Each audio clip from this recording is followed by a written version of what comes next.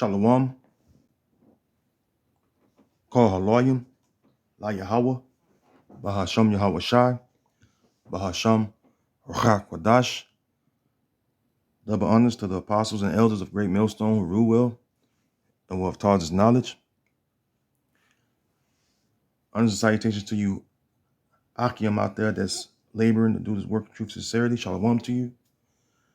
Shalom to the Akhwaf that believe as well. Back at you with another lesson. And, I came across this, video where this Edomite woman right here, she's on the podcast of H3 Podcast. And fair use, by the way. I'm going to just respond to this is my response to a thing she said, which the host right here, his name is Ethan. He presses her on it because he challenges her views and her thoughts about saying that slavery is embellished, all right, or people embellish slavery. And if you don't know what embellish means, I'll get it real quick. So this is from Merriam-Webster. Embellish says to make beautiful with ornaments. Another one is to heighten the attractiveness of by adding decorative or fanciful details. So in other words, is exaggerating, and you see the synonyms. It says color, embroider, hyperbolize, or however you pronounce this word, pad, elaborate, exaggerate, magnify, stretch. So, excuse me. She claims that people they exaggerate slavery. And of course, she's talking about slavery that happened in the Americas. And I want to play the clip. And again, fair use. Again, you Akim and you Akwaf out there know we don't make our videos for monetizing. Those of us that are a part of GMS, other camps may do that, but we don't do that. And I want to just play just a little bit of the clip. Again, fair use.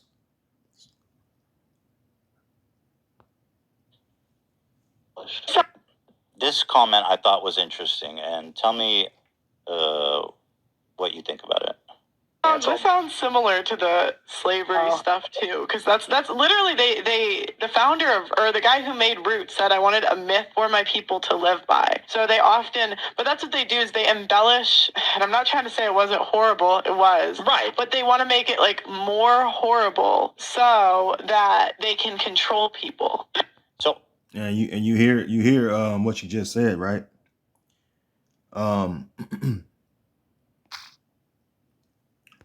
So the thing is, with this lady, her name is she go by Pearly, just Pearly on YouTube, and she jumped on the bandwagon of the so-called red pill community, which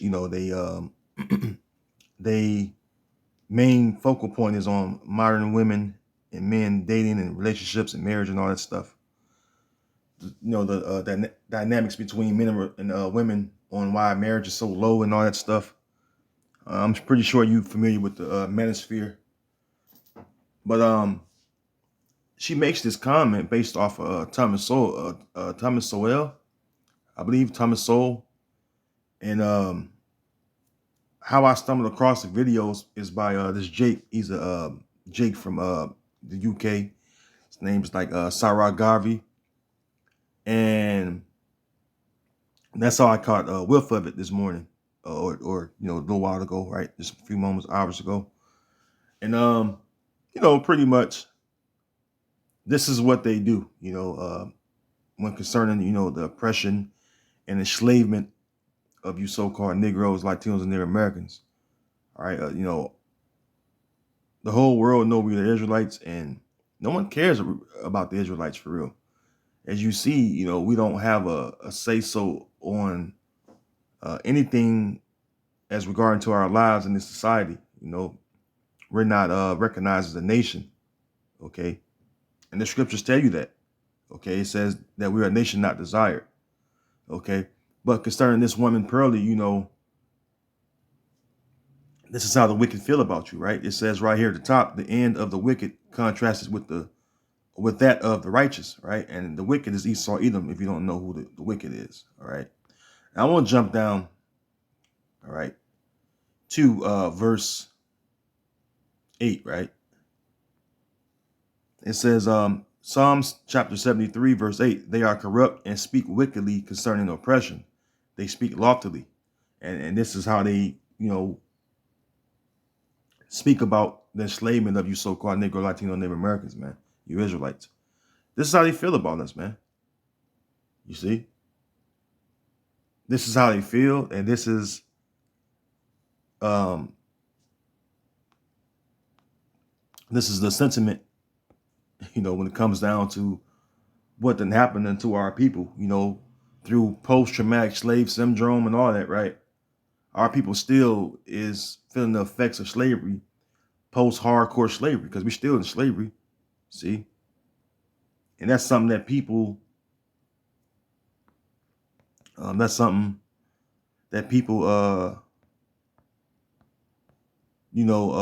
take into effect. All right, that we're literally as a people, as a whole nation,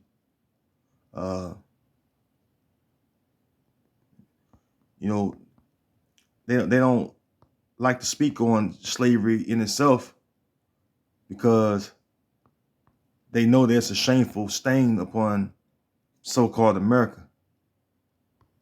All right. They don't like to speak on it. They don't like to talk about it. The critical race theory, is a big thing they're trying to get rid of. They want to silence and change the narrative or history of slavery in itself because it's so shameful what they've done to our people, man. Okay. And it shows, man. All right. I don't think no one wants to see their babies used as alligator bait. I don't think that people want to be tied to horses and ripped apart. No. I don't think people want to be hung. I don't think people want to be whipped to death or beaten to death. All right. I don't think men want to be buck break, which is the force to tie a male slave down and force anal sex upon him. All right, it's called buck breaking. I don't think that's something that that is embellished. All right, I don't think hanging your women up and cutting their stomachs open while they're pregnant and I mean literally cutting their stomach open and stomping the baby dead in the ground. I don't think that's something that our people wanted to happen to us. So for someone to say that, clearly, that shows their true thoughts or emotions or feelings, whatever you want to word it as. That shows what they really think about you. All right. Psalms 10 and verse 2, it says, "The wicked in his pride doth persecute the poor," and that's true, man. We're always gonna be persecuted because. Not because you so-called black or brown. That shit that Jake talk about, how come you black? Man, look, first of all, no one's black, man. All right, it's because you're Israelites, you're the Lord's people. And that's the reason why you're treated the way you're treated, man. All right? You ain't no Negro, you're not black, you're not Puerto Rican, you're not Mexican, you're not Cuban, you're not Native American. All right, we are all Israelites from our respective tribes. See? We come from one of the 12 tribes, all right, of the nation of Israel, and that's who we are. All right. And the world knows this. But we're always going to be persecuted because the nations have always been jealous of us.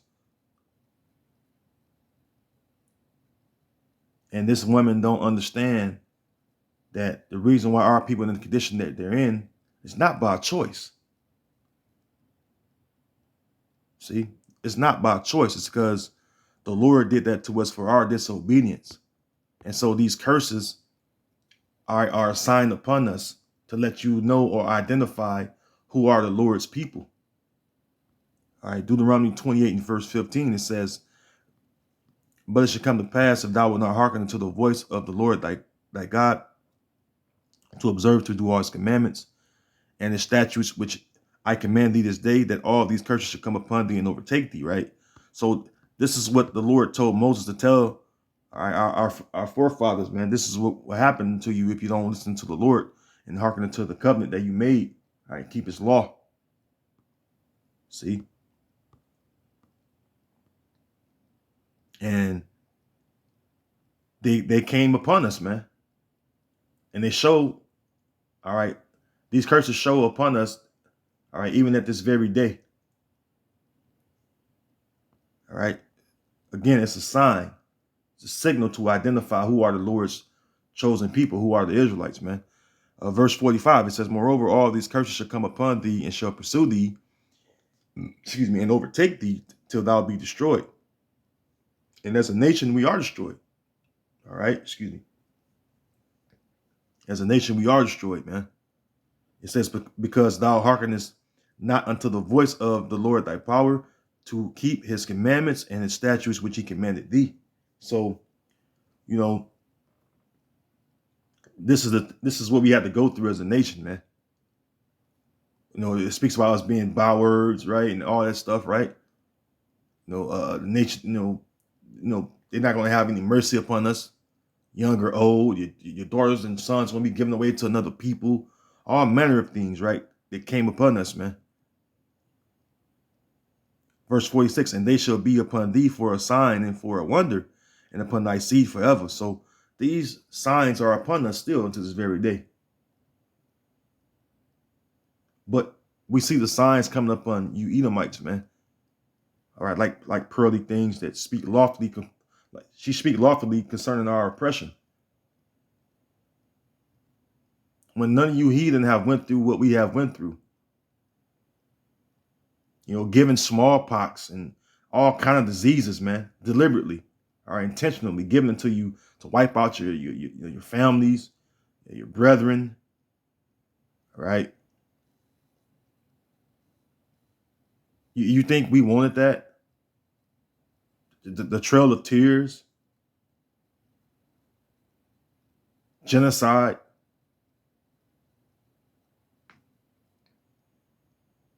All right. Hell no, we don't want that. But see, the Lord is putting the curses upon you Edomites now.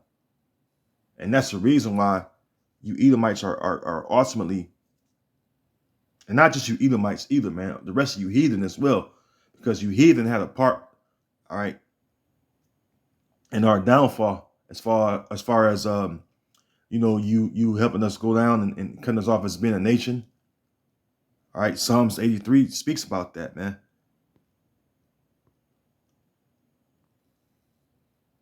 All right, Psalms 83. And I'm gonna start at verse 3. It says, they have taken crafty counsel against thy people. Who is the Lord's people? The Israelites, the so-called Negro, Latino, Native Americans, man. All right, we're the Lord's people. It says, they have taken crafty counsel against thy people and consulted against thy hidden ones. They have said, come and let us cut them off from being a nation, that the name of Israel may be no more in remembrance. And that's the reason why our people call themselves Negro or Hispanic or Native American. Through slavery, all right, our identity was taken from us and stolen from us. No one talks about the language we spoke, all right, pre-slavery, pre-Renaissance. What was our main language? They don't teach you that in these so-called school systems here in America. No, it was the Lord waking up his people to know that we were Israelites, starting with Abba Bivens, man, on down. All right, to, you know, the apostles and elders and as young brothers. When the Lord woke us up, all right, to our true nationality, that's how we know who we were. And we studied and we did the research. Because everything is out there. You just have to do your research, man. You have to do a diligent search to find out these things, man. Of what happened unto us. How the Hebrew was beaten and killed up out of us. The actual real ancient Paleo Hebrew. The findings of the language here in the Americas were Hebrew, man. Verse 5, it says, for they have consulted together with one consent, they are confederate against thee. And it goes on to mention the nations, man. The tabernacles of Edom. It mentions them first because, yeah, the heathen are our enemies, but number one is the Edomites, man. Okay? It says the tabernacles of Edom and the Ishmaelites and the Moab and the Hagarenes, the Gebal and Ammon and Amalek and the Philistines with the inhabitants of Tyre. Ashur also is joined with them. They have hope in the children of Lot, Selah. It says, hey, it says it all, man. All the nations that came against us, man. All right, you know them today as the so-called Arabs, or the so-called white people would start with the small hats on down. You know, the Amalekites, that's Amalek, the chief tribe of Edom, to the average, so-called white person, man. You guys came against us, East Indians, which is Elam, all you, man, so-called Chinese, all right, so-called Japanese, all you came against us, so-called Africans, you came against us as a people. All right, to cut us off from being a nation, man. And then you know what I'm saying? You have the nerve to talk down upon us when your people are the very ones that help forward our affliction. Nothing about slavery was embellished or meaning exaggerated again.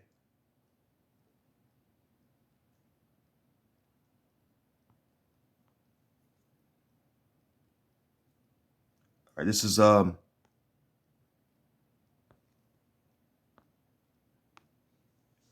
excuse me. This is why the judgments that's coming for you heathen, all right, are going to be a righteous judgment for what you've done to the Lord's people, man. All right, Deuteronomy 30:7, it says, "And the Lord thy power," all right, it says Yahweh thy power. I'm reading the Hebrew, right? "Will put all these curses upon thine enemies." Everyone I just named in Psalms 83rd chapter. "And on them that hate thee, which persecuted thee." Right? So, going through everything we went through and knowing, the curses that we had to endure, even unto this very day, it's gonna come upon all the enemies that, came against us, man. All you heathen nations, man. All right. This is what's going to happen to you. You're gonna go through the curses we had to go through.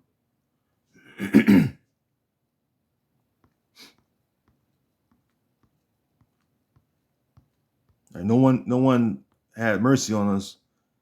No one restored us as a nation. None of that, man. I mean, we still as a nation are in turmoil. Only the remnant, all right, the hopefully elect. We're the only ones that are in our right mind, and then that even care about doing the will of Yahweh Bashim Yahushai. I mean, and we look at our people that's in the world, it's not a fun sight to see.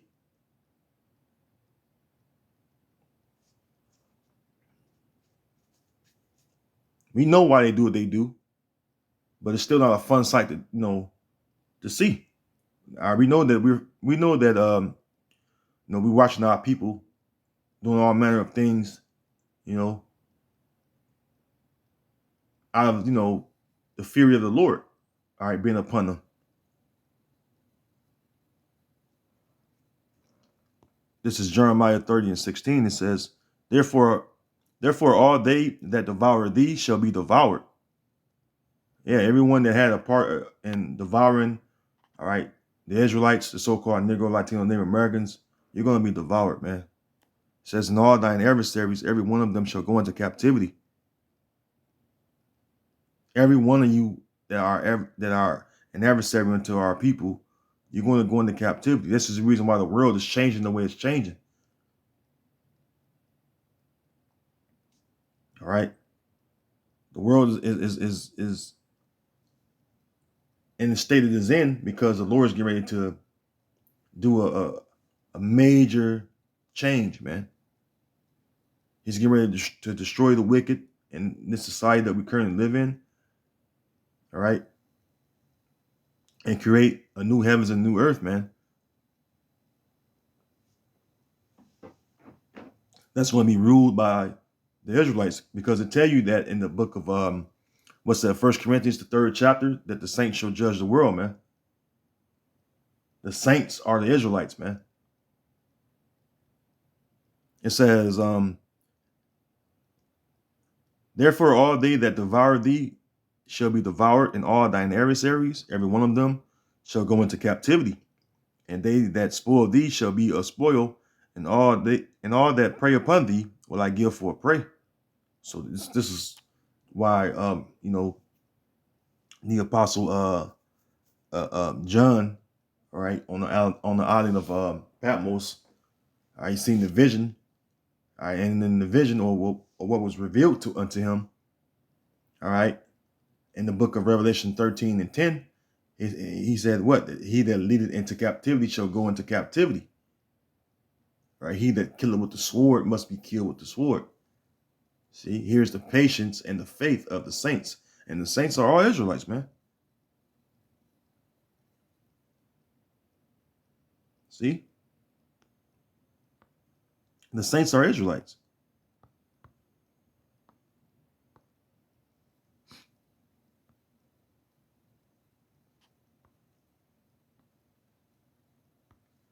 This is the book of Psalms 148 and verse 14. This is proof who the saints are, right? He also exalted the horn of his people, the praise of all his saints. The children of Israel are people near unto him. Praise ye Yahweh, Bahasham Yahweh Shai, man. See, when you read on the NLT, it makes it clear, or more plainer. I'm sorry, it makes it more plainer. It says, if that's a word, it makes it more plain. I'll just say that because I don't think plainer is a word. But anyways, it makes it more plain on the NLT, the New Living Translation, right? I'm gonna read verse 14 on the NLT. It says, he has made his people strong, honoring his faithful ones, the people of Israel, who are close to him. All right, because the Lord made a covenant with the children of Israel. The old covenant and the new covenant go to the children of Israel. It says, and it speaks about that, right? That the Lord is going to make a new covenant with the house of Israel and the house of Judah. Talking about bringing the nation back together. We're going to be one stick again. It speaks about that in Ezekiel 37th chapter, right?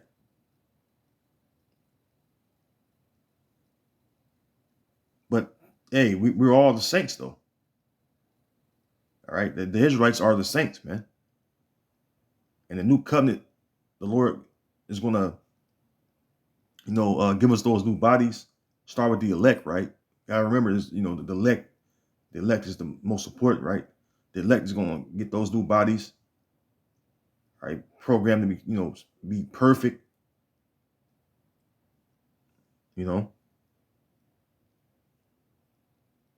It says that we're going to, take captives who captives we were. That's Isaiah the 14th chapter, man.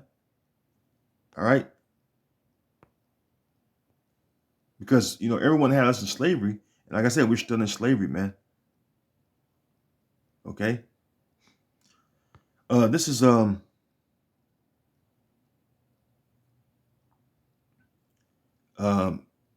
Isaiah 14. I'm reading the NLT, right? It says, but the Lord will have mercy on sorry, I'm a little tongue tied. But the Lord will have mercy on the descendants of Jacob. He will choose Israel as his special people once again. See? He will bring them back to settle once again in their own land. And people from many different nations will come and join them there and unite with the people of Israel. This is the mixed multitude, which are all Israelite foreigners that were scattered through all these nations, because you go in the book of the curses, the Lord has scattered us among all people. That's Deuteronomy 28:64, man. We were scattered among all these heathen nations, which are the other nations, man. That's why you will have all these people, which are Israelite foreigners, coming out of these different nations, man. All right, verse 2, it says the nations of the world will help the Lord's people to return, and those who come to live in their land will serve them. All right, those who captured Israel will themselves be captured, and Israel will rule over its enemies. Hey, man, if you captured us, we're gonna capture you. We're gonna rule over you, man. All right, when you read on the NL, KJV, it's pretty raw, man. It says, "And the people shall take them and bring them to their place, and the house of Israel shall possess them in the land of the Lord for servants and handmaids." That's a nice way of saying slaves, man. Men, bun men, bun women. All right, because we're bun men and bun women. All right. It says, "And they shall take them captives, whose captives they were, and they shall rule over their oppressors," man. All right. We're going to rule over the oppressors, and everything that happened to us, we're going to do to our oppressors, the people that oppressed us. All right. It says, still on the KJV side, it says, "And it shall come to pass in the day that the Lord shall give thee rest from thy sorrow and from thy fear and from the hard bondage wherein thou was made to serve." All right. So, not only the Lord is going to restore us, start with the elect and put us in our own land, giving us the those new bodies. Once we enter into the chariots, man, Lord willing, I myself endure, and the rest of you Akim and you few Akwap that believe as well. All right, we're gonna be made, to be immortals, man. We're gonna, have immortality, and we're gonna rule over our, enemies, which are, the heathen nations, and they're gonna serve themselves of us. That's why right now you have some Edomites that are trying to cater to Jake right now, man. It speaks about that in Job. What's that? Job 20. Let me see here. But it's gonna really happen in the kingdom, because this really is future prophecy, man. All right, because right now we're not going to be restored, but in the kingdom we're going to be totally restored. That's what Isaiah the 60th chapter about, how the heathen or the Gentiles, which are another word for saying, the actual foreigners, the actual heathen, all right, they're going to actually build up our kingdom and bring their best of the best to us, man. All right, Job 20:10, it says, "His children shall seek to please the poor, and his hands shall restore their goods." Because everything that was taken from us is going to be, man, given on a level that's going to be far beyond than we imagine, man. We're going to have everything.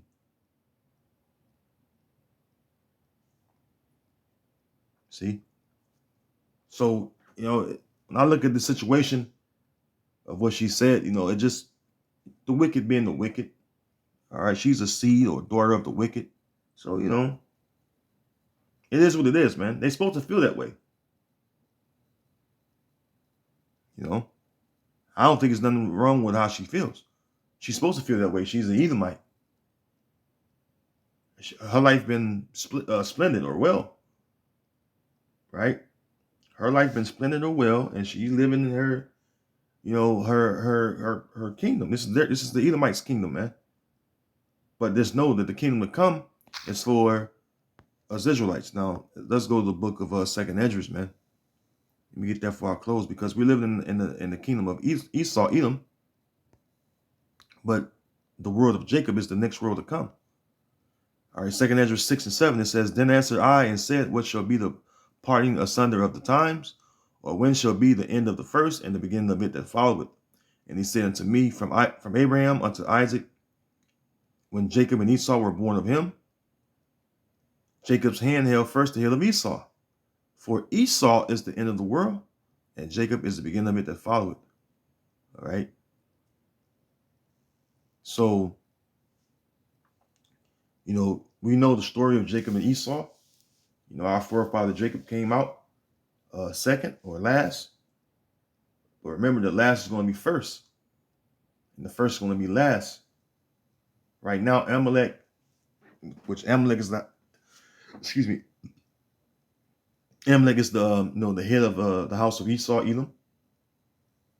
All right, but when the Lord set up Jacob, Israel, right, they're going to become last. Okay. So with that, Lord willing, this video was edifying. And until next video, I want to say shalom in the Bible ball. All right, shalom.